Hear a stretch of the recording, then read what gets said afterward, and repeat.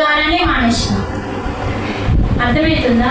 అయితే తినకన్నా ముందు తిన్న తర్వాత కొన్ని రోజుల తర్వాత గురువు దొరికింది, కానీ ఇది తినకూడదు అని నాకు తెలియదండి. ఇది కూడా కూరగాయల లాగానే ఆదివారమే తింటారు. అంటే మనం ఎక్కువగా శనివారానికి, సోమవారానికి, గురువారానికి ప్రాముఖ్యత ఇస్తాం, కానీ మంగళవారానికి, బుధవారానికి, ఆదివారానికి ప్రాముఖ్యత ఇయ్యం. అది తినే రోజేమో అని ఇట్లా అనుకొని అంత హీనంగా బతికినాము. తర్వాత గురువు వచ్చినాక ఈ ఆహారం తినేది కాదు, ఇది పాపాహారం, విషాహారం అని ఒక క్లాస్లో చెప్పింది. అంటే ఆ రోజు తెలిసింది. ఆ మాటలు ఎవరు చెప్పాలా నాకు చెప్పండి? ఎవరు చెప్పాలి నాకు ఆ మాటలు? ముందు ఎవరు చెప్పాలా? అమ్మ చెప్పాలా. అమ్మనే తింటుంది. ఆ అమ్మకి వాళ్ళమ్మ చెప్పలే, వాళ్ళమ్మకి అలా పోయింది. అలా ఫస్ట్ చెప్పాల్సింది తల్లి, తర్వాత తండ్రి, తర్వాత గురువు. కానీ గురువు వచ్చి చెప్పేదాకా తెలియలే. అందుకని పాపం అంటింది. నా తల్లిదండ్రుల ద్వారా చెప్పగా నాకు పాపం అంటింది. నాకు సగం పాపం, చెప్పనందుకు వాళ్ళకి సగం పాపం. తెలుసా? నేను తిన్నా కదా, తినమన్నందుకు, చెప్పనందుకు, తిన్నందుకు అందరికీ కలిపి పాపం అంటుతుంది. అందుకే ఏ తల్లి అయితే బిడ్డకి సత్యం చెప్పదో, ధర్మం చెప్పదో, ఆ తల్లికి సగం పాపం అంటుతుంది. ఎందుకంటే నిన్ను ఏది కోరి తెచ్చుకున్నాడు తల్లి కానీ బిడ్డ, అది ఆడపిల్ల కానీ మగపిల్లాడు కానీ, మరి నువ్వు ఎలా పెంచాలి అంటే ఒక మంచి బాలుడిగా, ఒక మంచి బాలికగా, సంస్కారవంతంగా, అంటే సమాజంలోకి వెళ్ళినా, ఇంట్లో ఉన్నా, బయట ఉన్నా ఒక మంచి వ్యక్తిగా నువ్వు తీర్చిదిద్దడం కోసమే, తీర్చిదిద్దుతావని నిన్ను కోరి తెచ్చుకున్నాడు. అక్కడ ప్లాన్ వేరే ఉంటుందండి, అక్కడ ప్లాన్ వేరే ఉంటుంది. ఇగో ఈమె నాకు సూట్ అవుతుంది తల్లిగా అని ఇక్కడ ఆత్మలన్నీ ఉంటాయండి. ఆ ఆత్మలన్నీ ఇగో ఈ ఆత్మ నాకు అమ్మగా వస్తుంది, నేను బిడ్డగా వెళ్తాను అని వెళ్తాను. అలా మనం జన్మ తీసుకొని వస్తాం. అందుకనే ఫస్ట్ ప్రాముఖ్యత పూజా తల్లికే, పాపం తల్లికే. తెలిసినా తెలియకపోయినా తెలుసుకునే జ్ఞానాన్ని ఎందుకు పెట్టిండు? తెలుసుకోమని పెట్టిండు, మనం తెలుసుకుంటలేము. అందుకని ఆ రోజు ఇది పాపాహారం అమ్మ, తినకూడదు, విషాహారం అని గురువు వచ్చి చెప్పిన రోజే నేను మానేసాను. అన్ని రోజులు తినేదనుకొని తిన్నా. ఆ అజ్ఞానం ఎవరి నుంచి వచ్చింది? నా తల్లిదండ్రుల నుంచి వచ్చింది. అందుకే సగం వాళ్ళకి, సగం నాకు. అలా చెప్పగానే ఆ రోజు మానేసి నా పిల్లలకి ఆ రోజు నుంచే నేను మానిపించేసిన. ఎందుకంటే ఆ మధ్యలో నేను కూడా తినబెట్టిన కదా నా బిడ్డకి. నా బిడ్డ చెప్పిండు ఫస్ట్ తినద్దు అని, తల్లి చెప్పలేదు కానీ నా బిడ్డ చెప్పిండు తినద్దని. చూడండి, ఇప్పుడు నా బిడ్డ తిన్నందుకు సగం నాకు, అంటే అసలు అంటలే, వాడు వద్దన్నాడు. నాకు బాగా వాడికి చాలా అన్న తిన్నందుకు. కుర్చీ పెట్టినా కూడా కొంచెం అంటుతుంది పాపం. అందుకనే తల్లికి ఎక్కువ అంటుతుంది. ఎందుకంటే పసి మనస్సు వాళ్ళది. ఏమీ తెలియని స్థితిలో తల్లినే దైవంగా భావించే బాలుడు. తల్లి తప్ప వేరే లోకం తెలియదండి పాలు తాగే పసిపిల్లనికి. అలాంటి పసివాడిని మోసం చేస్తుంది ఎవరు? తల్లి, తండ్రి. ఫస్ట్ తల్లి. అందుకనే మనం ఇలాంటి క్లాసులు విని భగవద్గీత నేర్చుకోవాలి. అహమాత్మా గుణకేశ సర్వభూతాశయస్థితః అహమాదించ మధ్యంచ భూతానమంత ఏవ చ. అంటే అన్నిట్లో నేనే ఉన్నాను, రేపు అడుగుతా అంటే అడుగుతుంది మేడం అని మళ్ళీ మాయమైతుంది. అట్లా కూడా మీరు ఎందుకేది బట్టి అవసరం లేదు. అంటే మనం దాంట్లో ఏం నేర్చుకున్నాం? నాలోనే భగవంతుడు ఉన్నాడు, అందరిలో ఉన్నాడని చెబుతున్నాడు. అంటే ఇప్పుడు ఈ పాయింట్ ద్వారా మనం తపన ఏంటంటే మీకు ఎంత ఎక్కింది, మీరు ఆన్సర్ చెప్తే మీకు ఎక్కిందా లేదా నాకు తెలుస్తుంది. అంటే రేపు మీరు ఈ శ్లోకంని ఆచరించాలంటే ఫస్ట్ మీకు అర్థం కావాలి కదా, దాని పరమార్థం అర్థం కావాలి. ఏంటి దీని పరమార్థం? భగవంతుడు ఎక్కడో కాదు, నాలోనే, నా హృదయంలోనే, నాలో ఉన్న ప్రాణమే, నాలో ఉన్న ఆత్మే భగవంతుడు. నాలోనే కాదు, నీలో ఉన్నాడు. పందిలో, కుక్కలో, నక్కలో, పిల్లిలో, 84 లక్షల జీవులలో ఉన్నాడు. ఏ జీవిని హింసించినా భగవంతుణ్ణి హింసించినట్టే అని తెలుసుకొని హింసని మానుకోవడమే ఈ శ్లోకం యొక్క పరమార్థం. మరి రేపటి నుంచి మనం హింస మానుకోవాలి అని తెలుసుకున్నాం. ఈరోజు హింస ఏమైతుంది? పాపంగా మారుతుంది. పాపం ఏమైతుంది? రోగంగా మారుతుంది. రోగం ఏమైతుంది? దుఃఖంగా మారుతుంది, లేకపోతే తీసుకెళ్తుంది. మన దుఃఖానికి మనమే కారణం. దుఃఖానికి కారణమెవరు? విషాదం ఎందుకు కలుగుతున్నది? దుఃఖానికి కారణమెవరు? విషాదం ఎందుకు కలుగుతున్నది? విపులముగా చెప్పితివమ్మ గీతామాత. దుఃఖానికి కారణమెవరు తెలుసుకోవాలి. ఈ దుఃఖం అనే విషాదం ఎందుకు కలుగుతున్నది అని 1వ అధ్యాయంలో అర్జునుడితోని భగవానుడు ఏం చెప్తున్నాడంటే, దుఃఖం నీ వల్లనే వచ్చింది అర్జున, నువ్వు ఎందుకు ఏడుస్తున్నావు? ఎందుకు ఏడ్చిందో చెప్పండి అర్జునుడు. యుద్ధము ఎవరితో చేస్తున్నాడు? నా వాళ్ళతో అన్నాడు. నా వాళ్ళు అంటేనే దుఃఖం. కాబట్టి నీ వాళ్ళు, నా వాళ్ళు ఓళ్ళు లేరు, వాళ్ళందరూ అధర్మం వైపు ఉన్నారు కాబట్టి సావాల్సిందే అన్నాడు. నీవాడా నావాడా నేను చూడా అన్నాడు. అందుకనే నీకు దుఃఖం వచ్చింది. ఎందుకు? అర్జునుడు బంధంలో ఇరికిండు. అర్థమైందా? తల్లైనా సరే, కట్టుకున్న భార్య అయినా సరే, కన్న బిడ్డ అయినా సరే, ధర్మాన్ని పాటించకపోతే చంపాల్సిందే. ఎవరిని?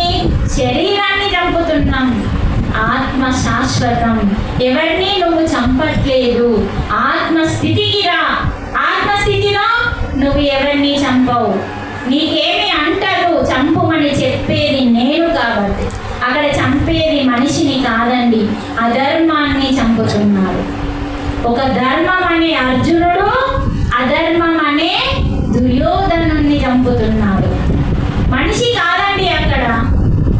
ధర్మం అంటే 5, అధర్మం అంటే 100 మంది. అసలు ఈ 5 ఎవరండి? అర్జునుడు, భీముడు, ధర్మరాజు. ఎవరంటే అందరూ పంచభూతాల నుంచి వచ్చిన దేవుళ్ళు. ఇంద్రుడు, అర్జునుడు. సాక్షాత్తు ఇంద్రుని యొక్క అంశ అర్జునుడిగా వచ్చిండు. దేని కొరకు వచ్చిండు? భగవంతునికి సహాయం చేయడానికి. దేని కొరకు? దేని కొరకు? భగవంతుడు దేని కొరకు వచ్చిండు భూమి మీదకి? యదా యదా హి ధర్మస్య గ్లానిర్భవతి భారత అభ్యుత్థానమధర్మస్య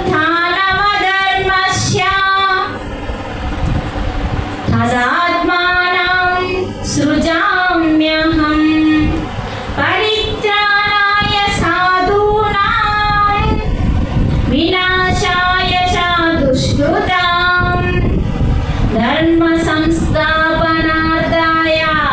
ధర్మాన్ని స్థాపించడానికి భగవంతుడు దిగి వచ్చిండు.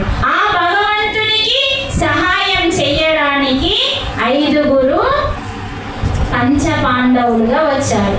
అందులో ఇంద్రుడు, యమధర్మరాజు, వాయువు, అలాగే అశ్విని పుత్రులు. మొత్తం అలాగే వీళ్ళందరూ ఎక్కువ శాతం సూర్యుని నుంచి వచ్చిన వాళ్ళే ఉన్నారు. సూర్యుని నుంచి వచ్చింది ఫస్ట్ ఎవరు? అశ్విని పుత్రుడు. అంటే ఆయన అధర్మంలో ఉన్నాడు కదమ్మా. సూర్యుని నుంచి వచ్చింది అశ్విని పుత్రుడు. అశ్విని పుత్రుల యొక్క అంశాలు సహదేవుడు, నకులుడు. చూడండి, అంటే మళ్ళీ మనకి యమధర్మరాజు నుంచి ధర్మరాజు పుట్టిండు. భీముడు ఎవరి ద్వారా వచ్చిండు? ఆంజనేయ స్వామికి సాక్షాత్తు తమ్ముడు. ఎవరు? భీముడు. వాయుపుత్రుడు ఇంద్రుడు, అర్జునుడు. 5 సాక్షాత్తు భగవంతులు. భగవంతునికి దేవుళ్ళు భగవంతునికి సహాయం చేయడానికి, ధర్మాన్ని నిలబెట్టడానికి పాండవుల రూపంలో వచ్చిందండి. ఈ విషయం మనకు తెలియదు. ఇప్పుడు పద్మా మేడం ఇంత మంచి కార్యం చేస్తే మనం సహాయం ఎట్లా చేస్తాం? కూరగాయలు కోసినాం, వడ్డించినాం, పాత్రలు శుద్ధి చేసినాం, ఎవరో ఒకరు హెల్ప్ చేసింది. అలాగే భగవంతుడు భూమి మీదకి ధర్మాన్ని ధర్మ సంస్థాపనార్థాయ సంభవామి యుగే యుగే అంటే ప్రతి యుగంలో ధర్మాన్ని స్థాపించడానికి నేనే వస్తాను. అందుకని ప్రతి యుగంలో త్రేతాయుగంలో వచ్చిండు, ద్వాపర యుగంలో వచ్చిండు, మరి కలియుగంలో ఎంతమందిని రాక్షసులను చంపుతావు? అందరిలో రాక్షసుడు ఉన్నాడు. అందుకని అందరిలో రాక్షస తత్వాన్ని చంపడానికి జ్ఞానం అనే భగవద్గీతని భూమి మీదకి పంపించింది. చూడండి, అప్పుడు రాముని కాలంలో రాక్షసుడు ఒక్కోడే ఉండే. ఎవరు? రావణాసురుడు. అర్థమవుతుందా? అందుకనే ఒకరిని చంపడానికి భగవంతుడు భూమి మీదకి వచ్చింది. ఆ ఒకరి ద్వారా ఎందరో రాక్షసులు అయిండు. అసలు ముఖ్యుడు ఎవరు? రావణాసురుడు. అతన్ని చంపడానికి భగవంతుడు రాముడిగా వచ్చింది. మళ్ళీ ద్వాపర యుగంలో ఎవరిని చంపడానికి వచ్చిండు? కంసుని. కృష్ణుడు వచ్చిండు. అంటే చూడండి, ఒక రాక్షసుడు ఉంటే చంపడానికి వస్తాడు, సాధువులని రక్షించడానికి వస్తాడు. కానీ అందరి లోపల రాక్షస గుణాలు ఉన్నాయి కదా, ఎంతమందిని చంపుతావు? అందుకని ఈ కలియుగంలో శ్రీరామునిలాగా శ్రీకృష్ణునిలాగా కాకుండా ఎలా అందరిలోని రాక్షస గుణం పోగొట్టడానికి ఆ యొక్క భగవానుడే భగవద్గీతని పంపించింది. ఇది దీని అసలు అర్థం. అందరి రాక్షస గుణాలు పోవాలంటే చూడండి, ఇప్పుడు మనం చేసే కార్యం ఎంత గొప్పదో చెప్పండి. మీకు అర్థమైతే లేదు అసలు. పద్మ మేడము ఈ 4 రోజుల భగవద్గీత యజ్ఞం అంటే మంటుంటేనే యజ్ఞం కాదండి. యజ్ఞము అంటే జ్ఞానము. అంటే చూడండి, 4 రోజుల భగవద్గీత జ్ఞాన యజ్ఞంలో ఏ మనిషి అయితే జ్ఞానిగా మారుతాడో వారిలోనే రాక్షస తత్వం పోతుంది. భగవంతుడు ఆ కారణంగానే భగవద్గీతని భూమి మీదకి పంపించింది. ఈ 4 రోజుల్లో ఏ మనిషి అయితే కాస్తన్న జ్ఞానాన్ని తెలుసుకొని ఆచరిస్తాడో ఆ కార్యం మనం సక్సెస్ చేసినట్టే కదా. భగవంతుడు దేనికోసం పంపించాడో ఇప్పుడు మనం అదే కార్యం చేస్తున్నామండి. ఈరోజు ఇలాంటి క్లాస్కి మీకు మాత్రమే అర్హత ఉంది. చూడండి, ఇప్పుడు మనం ఎంత గొప్ప వాళ్ళమో చెప్పండి. ఎంతమందికి పొద్దున తిరిగి వచ్చి చెప్పింది ఆమె? తిరిగి చెప్పింది, ఫోన్ చేసి చెప్పింది, మెసేజ్ ద్వారా చెప్పింది. అంటే ఎంతమందికి అర్హత ఉంది ఈరోజు క్లాస్కి? రేపటి క్లాస్కి మీరు అర్హత ఉంచుకుంటారా, పోగొట్టుకుంటారా, మీ ఇష్టం. అది ఎవరి చేతుల్లో ఉంది? మళ్ళీ భగవంతుడి చేతుల్లో అవుతుందని చెప్పారు కదా. భగవంతుడు పిలిపించుకుంటే మళ్ళీ నేను వస్తా అంటారు. మీరు అంత హుషారు మాట్లాడతారు. ఇప్పటిదాకా అదే చెప్తున్నా, భగవంతుడు నిమిత్త మాత్రుడు. అన్నీ నీకు మొత్తం తల్లి గర్భంలోకి ఎప్పుడైతే ప్రాణం పోశాడో అప్పుడే నీకు విచక్షణ పెట్టేసింది. ఏది మంచిదో చేయు, ఏది చెడ్డదో మానుకో. అందుకని ఏ పని చేసినా నేను చేస్తున్నాననే భావన మర్చిపోయి చేస్తే ఆ ఫలితాన్ని నేను నీకు ఎక్కువగా ఇస్తా. నేను చేస్తున్నాననే భావంతో చేస్తే పాపం అంటుతుంది, పుణ్యం అంటుతుంది. ఆ భావం లేకుండా చేస్తే మోక్షం అంటుతుంది అని చక్కగా చెప్పింది. ఇంకేముంది చెప్పడానికి మీకు? ఏం లేదు, అంతే చేసిండు. ఆ సత్యం తెలక అంకరగా పోతున్నామని అందుకనే భగవంతుడు భగవద్గీతని పంపించింది. భగవద్గీత గింత సన్నం ఉంది మేడం ఏంటి అని మీరు అనుకోవచ్చు. మళ్ళా అదేమో ఇంతలా ఉంటుంది అలాగా, కానీ ఇంతే ఉంది. ఏంటి ఇంతే ఎందుకు ఉందంటే పత్రిక ఏం చేసిందంటే అంతలాగా ఉంటే అందరు అబ్బా అంటున్నారు. ఏమంటున్నారు? అబ్బా అంత దొడ్డ పుస్తకమా, అది కూడా తిప్పలే పాడైంది మనకి అంటున్నారని పత్రిక ఏం చేసిందంటే పుస్తకం మొత్తం నమిలేసిండు. అంటే చింపేయడం కాదు, చదివేసిండు.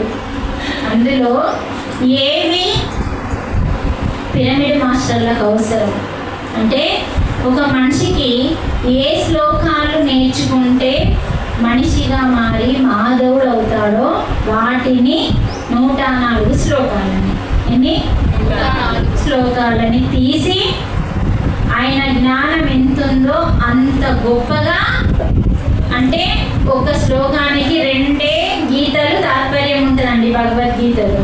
కానీ పత్రిక ఏం చేసిందంటే మీరు ఇప్పుడు నా దగ్గర 10 పుస్తకాలు ఉన్నాయి, కనీసం వాటిని లోపలికి వెళ్ళి ఒక శ్లోకం అన్నా చూడడానికి ప్రయత్నం చేయండి. సార్ ఏం చేసిందంటే ఒక శ్లోకానికి 2 గీతల తాత్పర్యాన్ని ఒక పేజీ మొత్తం వివరణ ఇచ్చింది. అంటే అచ్చ తెలుగులో 2వ తరగతి 3వ తరగతి చదువుకున్న వాళ్ళకి అర్థమయ్యే రీతిలో సారు వివరించింది. కనీసం తక్కువ చదువుకున్న వాళ్ళు గ్రామాలలో ఉంటారని చెప్పి ఈ పుస్తకం గ్రామానికి తిరగాలి, గ్రామంలో ఉన్న వాళ్ళందరూ చదివి వారిలోని శక్తిని మేల్కొల్పి వారు మాధవులు కావాలన్న ఉద్దేశంతో భగవద్గీతని పక్కకు తీసేసింది. మరి దొడ్డుందని భయపడుతున్నారు కదా, నిజమే. అది న్యూస్ కాదు అబ్బా అంటే అది నేను కూడా మోస్గా రాలేదు. మరి క్లాస్లో భగవద్గీత ఇస్తారంటే అసలు భగవద్గీత లేదని చెప్తారు. భగవద్గీత లేకపోతే నేను ఇట్లా క్లాస్ చెప్పాలని నేను మోసుకొని పోవాలి. అందుకనే దీన్ని పట్టుకొని వచ్చిన. ఇంట్లో ఎన్ని ఉన్నాయి శ్లోకాలు? ఎవరు వివరించిండ్రు? భక్తి. మీరు చూడండి, ఒక శ్లోకం ఏమైతే చెప్పానో అదంతా దీంట్లో వివరించి ఉందండి. మీరు మారితే ఈ పుస్తకం పట్టుకొని మీరు నేర్చుకుంటే ఇంత చక్కగా మీరు కూడా చెప్పచ్చు.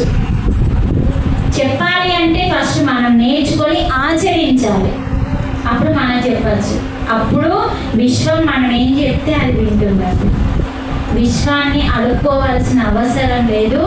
ఆర్డర్ వేసే స్థితికి మనం రావాలి అంటే 2, ఒకటి సత్యం, 2వది ధర్మం. మన 2 కన్నులుగా చేసుకొని ఆ రెండింటిలోనే నడుస్తూ ఉంటే విశ్వమే నీ వెనకాల నడిచి వస్తుందని గీతలోనే భగవంతుడు చెప్తున్నాడు. అది లాస్ట్ రోజు తెలుసుకున్నాం, ఎందుకంటే అది చివరి అధ్యాయంలో ఉంది ఆ శ్లోకం. అంటే మెల్లగా పోవాలి, ఒకటిసారి ఆడికి ఎట్లా దూకుతాం, పడిపోతాం మళ్ళా. అందుకని ఈ 4 శ్లోకాలు తెలుసుకున్నాం. భగవంతుడు మనలోనే ఉన్నాడు, అన్నింట్లో ఉన్నాడు. దేన్ని హింసించినా మనం భగవంతుడిని హింసించినట్టే ఆ పాపం మనకు అంటుతుంది. మన 4వ శ్లోకం ఏం తెలుసుకున్నాం? అందరినీ సమానంగా చూడాలి, విద్యా వినయాలు కలిగిన ఆవు అయినా సరే మనం ఒక ఆవునే పూజిస్తాం. ఏ ఆవునైతే మనం పూజిస్తున్నామో ఆ ఆవుని వాళ్ళు చంపి తింటున్నారు, మనకేమో నొస్తున్నది. ఆవును చంపి తింటున్నారని మనకు నొస్తున్నది. మరి మేకను చంపి తింటే ఎందుకు నొస్తలేదు మనకి? చెప్పండి, అది తెలుసుకోవాలి. వాడి ప్రశ్న వేసిండు, ఒక వ్యక్తి ఈ ప్రశ్న వేసిండు, మేము ఆవును తింటున్నాం, మేము మేకను తింటుండు, అడిగే హక్కు నీకు ఎక్కడుంది అన్నాడు. కరెక్టే కదా? తప్పేముంది? నువ్వు పూజించు, నువ్వు హిందూ కాబట్టి నువ్వు ఆవుని పూజించు, తప్పు లేదు. కానీ వాడు తింటున్నాడంటే నువ్వు తినడం ఆపేసినాక ఆ ప్రశ్న అతన్ని వేయాల. నువ్వు ఒకదాన్ని తింటున్నావు, వాడు ఇంకో దాన్ని తింటున్నాడు. అడిగే హక్కు మనకి లేదు, నోరు మూసుకోవాల్సింది. నువ్వు తినడం మానేసి ఒకరికి చెప్పే స్థితికి వచ్చినప్పుడు అప్పుడు అడిగే స్థితిలో ఉంటావు. అందుకే శాకాహార ర్యాలీలో పాల్గొంటే, శాకాహార ర్యాలీలో పాటలకి డ్యాన్సులకి ప్రాముఖ్యత ఇవ్వద్దండి. మనం డ్యాన్స్ దేనికి చేయాలా? ఈరోజు బ్రహ్మం ఒకటే, పర బ్రహ్మం ఒక్కటే, దీనికి చేయాలా? ధ్యానము చేద్దాము, అన్నలార శ్వాసను పడదాము, ఇక్కడ చేయాల. కానీ కొయ్యకురా గొంతులు కొయ్యకురా అన్న పాట కూడా డ్యాన్స్ చేస్తారు రోడ్ల మీద. చెయ్యొద్దండి, మనం అర్థం చేసుకోవాలి. అంటే ఒక స్లోగన్కి ఒక చిన్నారి పసి మనసు కరిగిపోయిందా లేదా? ఇందాక చెప్పిన చిట్యాల గ్రామం అనే బాబు ఒక స్లోగన్ విని వాడు మారడమే కాకుండా వాడి స్నేహితులందరినీ ఎక్కడ ర్యాలీ ఉంటే అందుబాటులో వాడికి తోలుకొని పోయి వాళ్ళని 5గురిని 10 మందిని మార్చిండు. నేను 3 రోజుల సప్తా వాళ్ళ అమ్మ పెట్టింది. వాళ్ళ పింతండ్రి వాళ్ళ ఇంట్లో వాళ్ళ అమ్మ పెడితే అసలు ఎంతమందిని దొరక చూకుండా పెట్టిండో తెలుసా? వడ్డించిండు, అంతగా మాడిపోయిండు. ఎంత నాన్ వెజ్ అంటే అందరినీ తాను మాడేవాడు వాడు. అంటే స్లోగన్కి అంత శక్తి ఉంటుంది మేడం. ర్యాలీలో పాల్గొంటే మనం ఏ నోటితో అయితే తిన్నామో ఈ గొంతుతో అరవాలి. తినద్దు, మానేయండి, హక్కు లేదు, జీవహింస మహాపాపం. అరిస్తే మనం తిన్న పాపం ఎంతమంది నీ ద్వారా మారుతారో శాకాహారిగా అంత పాపం నువ్వు కడిగేసుకుంటావు. ఏ పాపం చేస్తే నీకు పాపం అంటిందో ఆ పాపం నువ్వు మానేసి ఇతరులు చేయకుండా చూస్తే ఆ పాపం నీకు అంటది. అందుకని ఏ జీవిని చంపే హక్కు ఎందుకు లేదు అంటే ప్రాణం పోసే నీ ప్రాణం తీసుకోవడానికి అర్హత లేదు.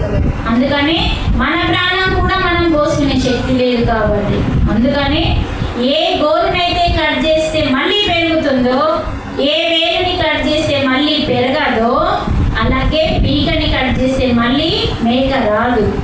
టమాటాలు వంకాయలు కట్ చేస్తే మళ్ళీ మళ్ళీ మళ్ళీ మళ్ళీ పుడుతూ ఉంటాయి. ఎందుకంటే మనం చెట్టు యొక్క ప్రాణం తీయట్లేదు. మీరు ఫస్ట్ ఒక మంచి ఆలోచన చేయండి. కానీ నేను ఖచ్చితంగా మీరు మారాలి, శాఖగా మారాలని చెప్పట్లేదండి. ఒక మంచి ఆలోచన చేసి మీ భావం, మీ అంతరాత్మ ఏం చెప్తుందో అది వినండి. ఎందుకంటే నా ధర్మం ఏంది, నా బాధ్యత ఏంది? మీకు సత్యం చెప్పడం, అవునా కదా? ఈ సత్యాన్ని చెప్పకుండా ఆపద్దు. ఇప్పుడు ఇన్ని విషయాలు మీకు ఒకటన్నా తెలుసా అండి? శాకాహారం మాంసాహారం గురించి తిన్నాము పోవద్దు, కానీ ఇది ఇంత పాపాహారం. మరి ఒక టమాటాని తెంపితే దానికి ఇంత ఉంటుంది, దీనికి తెంపితే ఇంత ఉంటుంది. ఇలాంటి విషయాలు మనకి ఎప్పుడు తెలుసు? కొన్ని విషయాలు తెలియదు కాబట్టి తెలుసుకోవడానికన్నా మనం ప్రయత్నం చేయాలి. నేను చెప్పాను కదా, నాదే తీసుకున్నాను ఎగ్జాంపుల్. తినే ఆహారం అనే తిన్నా, తినద్దు అని ఏ క్షణం తెలిసిందో ఆ రోజు మానేసిన. కాబట్టి తప్పకుండా ప్రతి ఒక్కరూ ఆలోచించండి. 4 రోజులు మొత్తం క్లాస్ వినండి. 4 రోజులలో ఏమేం జరుగుతుందో చెప్పలేదు.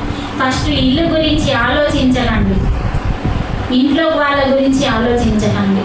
ఫస్ట్ మనం, మా అమ్మ మారలే, మా నాన్న మారలే, మా అత్త మారలే, మా పొత్త మారలే, ఇవన్నీ మాట్లాడద్దు. మా ఆయన ఏమంటాడో, మా అత్తే. ఫస్ట్ ఈ నెగిటివ్ ఆలోచనలే మీ లోపల నుంచి తీసేయండి. నువ్వు సత్యానికి ప్రాముఖ్యత. ఇప్పుడు ఎదురింటోళ్ళు ఏమనుకుంటారు, పక్కింటోళ్ళు ఏమనుకుంటారు, వాళ్ళు ఏమనుకుంటారు, వీళ్ళు ఏమనుకుంటారని, కానీ నన్ను సృష్టించిన భగవంతుడు ఏమనుకుంటారని మాత్రం ఆలోచించట్లేదు మనం. అందుకని భగవంతుడికి కష్టం రాగానే మొక్కుతున్నాం, ఇది కావాలని కోరుతున్నాం. మరి ఆయన ఏమనుకుంటాడని ఎందుకు ఆలోచించట్లేదు మనం? 24 గంటలు చుట్టుపక్కల వాళ్ళ గురించి ఆలోచిస్తున్నాం. నీకు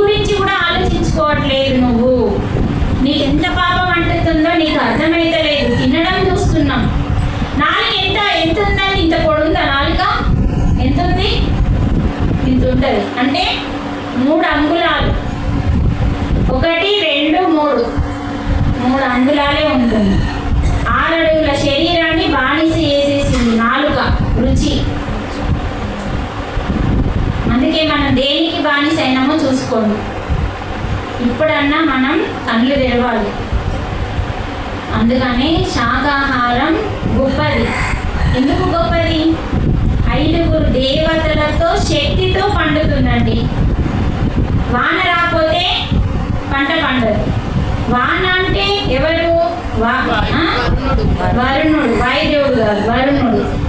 గాలి లేకపోయినా పంట పండదు. అది అటు ఇటు ఎందుకు కానీ చెప్పండి. వాయుదేవుడు ఎందుకు అవసరం పంటకి? మీరు వ్యవసాయదారులు కదా, చెప్పండి. సరే, వాన అంటే అందరికీ తెలుసు, పచ్చిగా భూమి తడవాలి, అంటుకోవాలి. వాయువు ఎందుకు? కదలాలి. ఎందుకు కదలాల? ఎదగడానికి. ఎందుకు ఎదగాల? మనకు అది కాదు అసలు రహస్యం. అది భూమిలో విత్తనం పెట్టినాం కదా, విత్తనం పెట్టినప్పుడు అది చిన్నగా వేర్లు వచ్చినాయి. వేర్లు వచ్చి ఇగో ఇంత మొక్క అయింది. ఇంత మొక్కకి ఎంత చెట్టుకి అంత గాలి, చిన్న మొక్కకి చిన్న గాలి, పెద్ద చెట్టుకి. అయితే ఆ మొక్కకి అలా ఇలా కదులుతుంటే, వాయువు వచ్చినప్పుడు బాగా స్పీడ్ వచ్చినప్పుడు అది కదులుతుంటే అది ఏం చేస్తుంది తెలుసా? భూమిని గట్టిగా అలుముకుంటుంది వేర్లతో. అర్థమైందా? ఇప్పుడు వాయువు వచ్చినప్పుడు తట్టుకొని నిలబడితే అది బ్రతుకుతుంది మొక్క. అంటే భూమాతని అమ్మగా మార్చుకొని ఆ అమ్మని గట్టిగా పట్టుకుంటుంది మొక్క యొక్క వేర్లు. అప్పుడు ఎంత గాలి వచ్చినా పడిపోదు. ఒక మొక్క పట్టుకోలేదనుకో అంగిపోతుంది, మళ్ళీ మనం పోయి నిలబెడతాం. ఇప్పుడు అర్థమైందా వాయువు ఎందుకో? అంటే ఎప్పుడు గాలి వస్తే తట్టుకుంటుందో అలా మన జీవితంలో కూడా అది నేర్పిస్తుంది. ఒక కష్టం వస్తే నువ్వు గట్టిగా నిలబడడానికి భగవంతుడు నీకు జ్ఞానాన్ని ఇచ్చిండు, విచక్షణ జ్ఞానాన్ని ఇచ్చిండు, దాన్ని ఉపయోగించుకో అంటున్నాడు. అందుకని వర్షము, వాయువు, అగ్ని, భూమి అన్నీ మనకి కలిస్తేనే పంట వండుతుంది. కాబట్టి 5 దేవతల శక్తితో పండిన ఆహారం అమృతాహారం, శాకాహారం, మానవ ఆహారం, మన ఆహారం. అది ఎంతవరకు తెలుసా? ఒక ఋషిలాగా ఎదగడంత వరకే. అప్పటి వరకు మన శాకాహారం మన ఆహారం. దాంట్లో తప్పు లేదు తీసుకోవడానికి. ఒక స్టేజ్ వరకు మనం ఆత్మ పరమాత్మతో సమానము. అందరిలో ఉన్న ఆత్మని ఎంత ఎత్తుకు ఎదుగుతావో అప్పుడు నీకు ఆహారం అవసరం లేదు, శ్వాసనే ఆహారంగా మారిపోతుంది. అందుకని ఆహారం అమృతం. అమృతం తాగిన వారితోని మనకు ఆహారం వండుతుంది. దేవతలు ఏం తాగిళ్ళు? మరి వాళ్ళతోనే కదా ఇప్పుడు మనకు ఆహారం వండేది. మరి ఆహారం అమృతం కాదా శాకాహారం? శాకాహారంలో ఇప్పుడు ఈరోజు మేడం అరిటాకులో భోజనం పెట్టింది. అరిటాకును చూస్తే చాలు కండ్లకి ఎంత శక్తి వస్తుందో మేడం. అందుకే మొక్కలు బాగుండాలి మన ఇంట్లో. ఇల్లు చిన్న కట్టుకోవాలి కానీ మొక్కలు బాగుండాలి. ఒక పచ్చని చెట్టుని, అందుకే తులసి మొక్కను పెట్టుకోమని ఎందుకు చెప్పినంటే, పచ్చని చెట్టుని చూడగానే మన కండ్లకి ఎంతో ఎనర్జీ వస్తుంది. అంటే ఒక పచ్చటి ఇస్తాలో ఒక పక్క వక్క, ఒక పక్క పప్పు, ఒక పక్క వంకాయ, ఒక పక్క చారు, పాపడం, మధ్యలో అన్నం, ఒక పక్క పులిహోర. ఆ ఇస్తాలు, వడ్డించిన ఇస్తాలు చూస్తేనే ఆనందం కలుగుతుంది, తినాలని నీళ్ళు ఊరుతాయి. పక్కకి సచిన శవాన్ని అండి ఆ పల్లెల్లో అన్నము, ఆ శవాన్ని పెట్టండి.